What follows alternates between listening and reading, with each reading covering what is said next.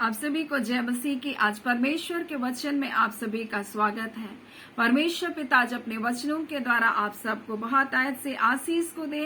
पिता परमेश्वर अपने वचनों के द्वारा आपसे बोले और बातचीत करे। और आज हम परमेश्वर के वचन से सीखेंगे, परमेश्वर किसी का पक्षपात नहीं करता। और उसका वचन कुलुसी 3 उसका 25 में इस प्रकार से लिखा, क्योंकि जो बुरा करता है वह अपनी बुराई का फल पाएगा, वह किसी का पक्षपात नहीं करता। और क्या आप जानते हैं पक्षपात करना पाप है? लेकिन आज मनुष्य क्या करता है, एक के पक्ष में होता है और दूसरे के विपक्ष में होता है। परंतु ऐसा नहीं है। परमेश्वर कहता है तुम पक्षपात मत करना, परंतु न्याय के साथ काम करना। और परमेश्वर इसलिए उसके वचन गलाती 2 उसका 6 में लिखा है, परमेश्वर किसी का पक्षपात नहीं करता है और जो बुरा करता है वो अपनी बुराई का फल पाएगा, वह किसी का पक्षपात नहीं करता। यानी कि कई बार हम सोचते हैं कि हम मसीह हैं, हम गलत काम करेंगे तो परमेश्वर मेरा साथ देगा। बिल्कुल भी नहीं। वो परमेश्वर जब हम गलत करते हैं, हम बुरा काम करते हैं, तब परमेश्वर उसका पलटा जरूर देता है। हमको अपनी बुराई का फल को हमको क्या करना पड़ता है, भोगना पड़ता है। और यही परमेश्वर आज हमसे कहना चाहता है कि वो किसी का पक्षपात नहीं करता। हम बेबीलोन के राजा नबूकदनेस्सर के बारे में जानते हैं और परमेश्वर ने अपने लोगों को बेबीलोन के राजा नबूकदनेस्सर के अधीनता में कर दिया। और हम लोग देखते हैं दानियेल, उसके मित्र और कितने यहूदी लोग उसके अधीनता में परमेश्वर ने इसलिए कर दिया क्योंकि उन्होंने इजरायली लोगों ने परमेश्वर के विरुद्ध कार्य किया। और जब जब ये लोग परमेश्वर के विरुद्ध में कार्य करते थे, तब तब परमेश्वर उनको क्या करता था, दूसरे राजाओं के अधीन कर देता था।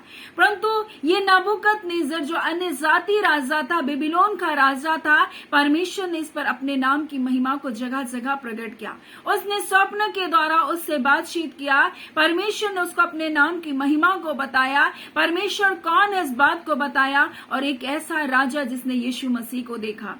और जब सदरक मेशक अबेदनगो को उस मूरत के आगे जब दंडवत करने के लिए कहा गया, इन्होंने उसके सामने घुटने नहीं टेके और उसने कहा कि हाँ हे राजा, हम तो मूरत के आगे दंडवत नहीं करेंगे। बोलते हैं इसलिए राजा जब बोलते हैं उनको आग के भट्टे में डाला जाएगा, तब वो बोलते हैं हमारा परमेश्वर हमको आग के भट्टे से भी बचा सकता है, परंतु ये राजा अगर नहीं भी तो भी हम क्या ना करेंगे, मूर्त के सामने दंडवत नहीं करेंगे। यानी वो जीने और मरने के लिए भी तैयार थे। और जब उनको आग के भट्टे में डाल दिया गया, उस आग के भट्टे में डालने वाले लोग झुलस कर मर गए, परंतु ये आग में जो बंधे हुए फेंके गए थे उनके बंधन खुल गए थे और ये आग के बीच में टहल रहे थे। और तब राजा ने यीशु मसीह को देखा और उसने लिखा है परमेश्वर के सदृश से, परमेश्वर के पुत्र के सदृश से उनके साथ चौथा व्यक्ति भी है। यानी कि एक ऐसा राजा जो अन्य जाति राजा, जिसके अधीनता में परमेश्वर ने अपने लोगों को कर दिया, क्योंकि उनके लोगों ने परमेश्वर के विरुद्ध में कार्य किया। इसीलिए परमेश्वर ने उस समय में उनके अधीन में करके अपने लोगों की क्या किया, उस बंधुआई में भी परमेश्वर ने अपने लोगों की सुधि रखा। और परमेश्वर ने उस राजा पर भी अपने नाम को प्रकट किया। यानी वो परमेश्वर कभी भी किसी का पक्षपात नहीं करता। वो परमेश्वर किसी को भी ऊंचा उठा सकता है और किसी को भी नीचा कर सकता है। हम सोचते हैं सिर्फ परमेश्वर हम पर दया करेगा और हम गलत काम करें, ऐसा नहीं है। अगर हम गलत काम करें, अगर हम आज्ञा तोड़े, तो परमेश्वर हमें भी दंड को देगा। यानी कि परमेश्वर किसी का पक्षपात नहीं करता। और इसलिए परमेश्वर भी अपने लोगों से कहना चाहता है कि तुम भी पक्षपात मत करो। और इसलिए उसका वचन याकूब 2 में लिखा हुआ है, पक्षपात के विरुद्ध में चेतावनी। और यहाँ पर एक चेतावनी के रूप में परमेश्वर अपने लोगों से कहना चाहता है कि तुम पक्षपात मत करना है, क्योंकि ये चेतावनी के रूप में परमेश्वर हमें बता रहा है। और लिखा है मेरे भाइयों, हमारे महिमा युक्त प्रभु यीशु मसीह का पर तुम्हारा विश्वास पक्षपात के साथ न हो। और लिखा है क्योंकि एक पुरुष सोने के छल्ले सुंदर वस्त्र पहने तुम्हारी सभा में आए और एक कंगाल भी मैले कुचले कपड़े पहने हुए आए, तो तुम सुंदर वस्त्र वाले को मुंह देखकर कहो वहां अच्छी जगह पर बैठ, और इस कंगाल से कहे कि तुम वहां खड़ा रह। तो क्या तुम पक्षपात नहीं करते?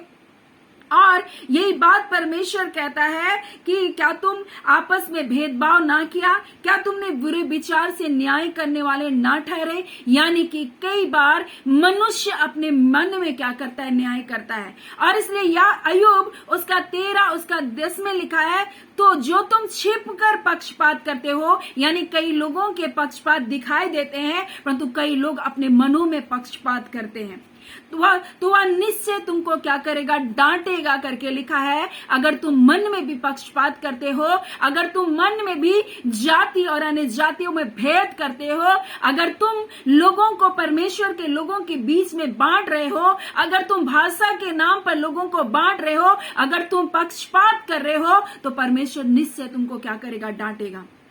और यहाँ पर इस प्रकार से लिखा है कि अगर कोई बहुमूल्य कीमती वस्त्र को पहनकर तुम्हारी सभाओं में आता है और उसी जगह कोई गरीब आदमी आता है, तो तुम क्या करते हो, उसको बोलते हो तू नीचे जगह में बैठ, और उस व्यक्ति को बहुत आदर देते हो जो सोने के छल्ले अच्छे वस्त्र को पहनकर आता है। तो क्या तुम मुंह देखा न्याय नहीं कर रहे? क्या तुम न्याय करने में भेदभाव नहीं कर रहे? और यही बात को परमेश्वर बोलता है, तुम बुरे विचारों से न्याय करते हो। और परमेश्वर कहता है तुम जो छिप कर भी पक्षपात करते हो तो निश्चय तुमको वो क्या करेगा, डांटेगा। और परमेश्वर का वचन इस प्रकार से कहता है याकूब 2 उसका 9 में, यदि तुम पक्षपात करते हो तो तुम पाप करते हो।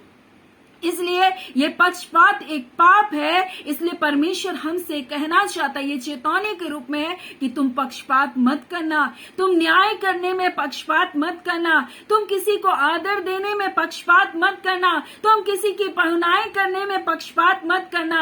और परमेश्वर इसलिए कहना चाहता है अपने लोगों से कि वो परमेश्वर किसी का पक्षपात नहीं करता, वो परमेश्वर हर एक के लिए भला है और उसकी दया सारी सृष्टि पर है। भजन संहिता 145 का 9 में इस प्रकार से लिखा, परमेश्वर सबों के लिए भला है और उसकी दया सारी सृष्टि पर है। और परमेश्वर कभी भी किसी का पक्षपात नहीं करता। हमने सारा और हाजिरा के जीवन से इस बात को देखा। परमेश्वर ने किस प्रकार से जब हाजिरा को सारा सताने लगी, उसको दुख देने लगी, क्योंकि जब हाजिरा ने, हम देखते हैं कि हाजिरा ने जब वो गर्भवती हुई तब उसने क्या किया, सारा को क्या करने लगी, तुच्छ देखने लगी। तब वो अब्राहम से कहने लगी कि इस बात को बोलने लगी कि तब सारा ने अब्राहम से कहा, जो मुझ पर उपद्रव हुआ तेरे ही सिर पर हो, मैंने तो अपनी दासी को तेरी पत्नी कर दिया।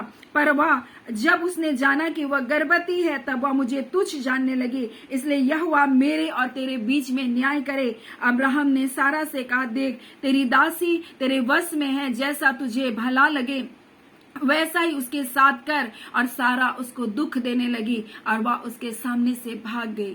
यानी कि हाजिरा तो उसको दुख दे रही थी, उसको तुच्छ जान रही थी, लेकिन सारा भी पलट करके वही काम की और उसने हाजिरा को दुख देना प्रारंभ किया। परंतु जब हाजिरा भाग गई तब परमेश्वर ने हाजिरा की भी सुधि लिया। हो सकता है कई बार इस योजना में बहुत सारे लोग ना आए होंगे। हम देखते हैं अब्राहम और सारा के लिए परमेश्वर की योजना बनी थी, लेकिन हाजिरा यहाँ पर बीच में आ गई। लेकिन ऐसा नहीं था, जब उसको सारा दुख देने लगी तब परमेश्वर ने हाजिरा की भी सुधि ली। लेकिन हाजिरा को परमेश्वर ने बताया कि तू क्या है, सारा की दासी है। और इसलिए परमेश्वर ने जब उसको संबोधन किया तो इस प्रकार से कहा, हे सारा की दासी हाजिरा, तू कहां से आती है और कहां को जाती है? उसने कहा, मैं अपने स्वामी सारा के सामने से भागी। तब यहोवा के दूत ने कहा, अपने स्वामिनी के पास लौटकर उसके वश में रह। यानी कि उसको बताया कि तुम्हारी जो जगह है, तुम्हारी जो पोजीशन है, उसी जगह में रह। मैंने तेरे दुख को भी देखा है, मैंने तेरी तकलीफ को भी देखा है, परंतु मैंने सारा के दुख को भी देखा जो तू उसके साथ कर रही थी। जब तू गर्भवती हो गई और तूने क्या किया, सारा को क्या करने लगी, तुच्छ देखने लगी। और सारा ने भी पलट कर वही काम किया। यानी वो परमेश्वर है, वो सारा के पक्ष में केवल नहीं था, वो हाजिरा के पक्ष में भी नहीं था, परंतु परमेश्वर न्यायी परमेश्वर था। और उसने हाजिरा की भी सुधि ले, लेकिन उसको बताया कि तू सारा की दासी है, इसलिए अब लौट जा और अपने स्वामी के क्या कर, अधीन रह। लेकिन मैं तुझको नहीं छोड़ूंगा, मैं तुझसे भी एक संतान को क्या करूंगा, उत्पन्न करूंगा। बोलता क्योंकि मैंने भी तेरे दुख का हाल को सुन लिया है। वही परमेश्वर है जो किसी का पक्षपात नहीं करता। हम देखते याकूब की 2 पत्नी पत्नियां थी, राहेल और लिया। लेकिन जब देखा परमेश्वर ने कि याकूब सिर्फ राहेल से प्रीति रखता है, लिया को अप्रिय जानता है, क्योंकि हम देखते हैं कि लिया, अब हम देखते हैं वो नहीं चाहता था लिया से विवाह करना, परंतु उसके पिता ने धोखे के साथ अपनी बेटी को उससे ब्याह दिया। परंतु इस धोखे का बोझ को क्या कर रही थी, सिर्फ लिया सह रही थी, क्योंकि याकूब ने फिर क्या किया, लिया, हम देखते हैं राहेल के लिए परिश्रम किया और उसने राहेल से विवाह किया। परंतु इस कारण देखते हैं लिया जो बिना कारण वहां पर बीच में आ गई और बिना कारण वो क्या करने लगी, दुख को सह रही थी। तब परमेश्वर ने लिया के दुख को देख और उसने लिया के गर्भ को खोला। और इसी प्रकार का से परमेश्वर का वचन उत्पत्ति उसका 29 में लिखा, तब यहोवा ने देखा लिया अप्रिय हुई, तब उसने उसकी कोख खोली, परंतु राहेल बांझ रही। और यहाँ पर देखते हैं कि परमेश्वर ने लिया की भी सुधि ली, यानी परमेश्वर किसी का पक्षपात नहीं करता, परमेश्वर किसी के दुख को देख नहीं सकता, परमेश्वर न्यायी परमेश्वर है और परमेश्वर हर एक को अपना स्थान बताना चाहता है। जो स्थान में तुमको रखा गया उस स्थान में तू रह। कई बार हम अपने स्थान को छोड़कर उस स्थान में जाना चाहते जो स्थान मेरे लिए नहीं बना, और यही काम कौन कर रही थी, यही काम हाजिरा कर रही थी। लेकिन परमेश्वर ने उसकी स्थिति भी बताया और परमेश्वर ने उसके दुख में उसकी सुधि भी रखी। और वही परमेश्वर आज हमसे कहना चाहता है, तुम भी किसी का न्याय जब करते हो तो पक्षपात के साथ मत करना, परंतु तुम क्या करना, उचित न्याय करना, क्योंकि बोलता है पक्षपात करना क्या है, पाप है। और यही बात को परमेश्वर का वचन याकूब में लिखा है कि बोलता है कि उसका वचन कहता है, जब हम पक्षपात करते हैं तो क्या उस उत्तम नाम की निंदा नहीं करते जिसके तुम कहलाते हो। तो भी यदि तुम पवित्र शास्त्र के वचन के अनुसार कि तू अपने पड़ोसी से अपने समान प्रेम रखना, सचमुच तुम उस राज्य व्यवस्था को पूरा करते हो तो अच्छा करते हो, परंतु यदि तुम पक्षपात करते हो तो तुम क्या करते हो, पाप करते हो। और परमेश्वर पिता हमें पक्षपात के विरुद्ध में आज चेतावनी को दे रहा है। आज हम अपने जीवन को जांचें, कहीं हम अपने मनों में छिप करके पक्षपात तो नहीं करते किसी के लिए, कहीं हम मुंह देखा किसी का न्याय तो नहीं करते, कहीं हम एक के विरोध में अच्छी बातों को कहते हैं और दूसरे के विरोध में हम सिर्फ बुराई को करने वाले तो नहीं। परंतु परमेश्वर हमसे कहना चाहता है तुम पक्षपात मत करना बोल करके।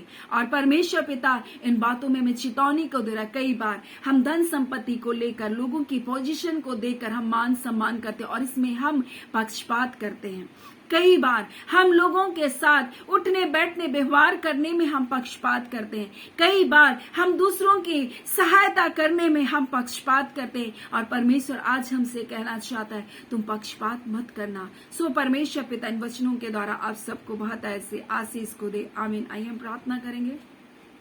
धन्यवाद देते हैं प्यारे पिता परमेश्वर, प्रभु यीशु के नाम से आपके निकटता, आपकी हुजूरी में आते हैं। आज के सुंदर दिन, सुंदर समय के लिए पिता आपका धन्यवाद देते हैं। खुदावन परमेश्वर, आज अपने प्रिय लोगों से आपने पिता बोला और बातचीत किया पिता। आज के दिन पिता परमेश्वर इन वचनों के द्वारा हर एक को पिता आपने सिखाया है प्रभु जी। और खुदावन परमेश्वर, जब पिता लोग आपके लोगों के साथ भलाइयों को करते हैं, पक्षपात नहीं करते प्रभु जी, आप कहते तुम भला करते हो प्रभु जी। परंतु पिता अगर कई कमी और कई घटी है तो प्रभु आज वचन के आईने में प्रभु जी आपने अपने लोगों को फिर से प्रभु जी एक बार आगाह किया प्रभु जी, ताकि अपने जीवन को प्रभु और तैयार कर सके और तैयार करके आपके बेटे के आगमन के लिए प्रभु जी एक तैयारी का जीवन को जिए प्रभु जी। इसलिए आपने इन वचनों को दे रहे प्रभु जी। ऐ खुदावन परमेश्वर, इन वचनों को देने का अर्थ प्रभु जी ये नहीं प्रभु कि आप अपने लोगों को दोषी ठहरा रहे प्रभु, परंतु इस वचनों के को देने का अर्थ ये है प्रभु कि आपके बेटे के आगमन के लिए प्रभु जी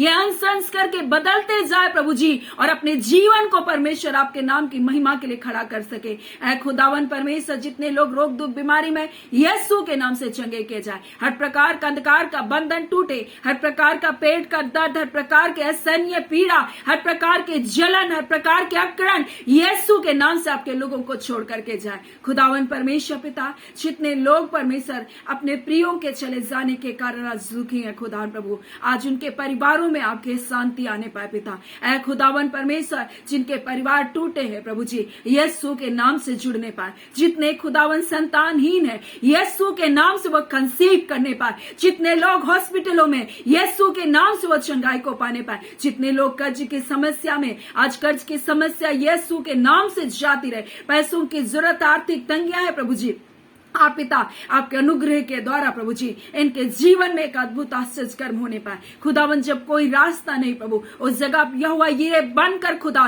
इनके लिए उपाय करे परमेश्वर, और पिता इनकी जरूरतों को आप पूरा कर रहे। आपका धन्यवाद देते पिता, आपने अपने लोगों की सुधि रखी है, अपने लोगों की आप चिंता करें, अपने लोगों के लिए आप भलाई को प्रकट कर रहे पिता, आपका धन्यवाद करते। प्रार्थना आपके बेटे यीशु के नाम से मांगते हैं, दया सुन अनुग्रह से ग्रहण कर लीजिएगा। आमीन। परमेश्वर पिता आप सबको बहुत ऐसे आशीष को दे। आमीन।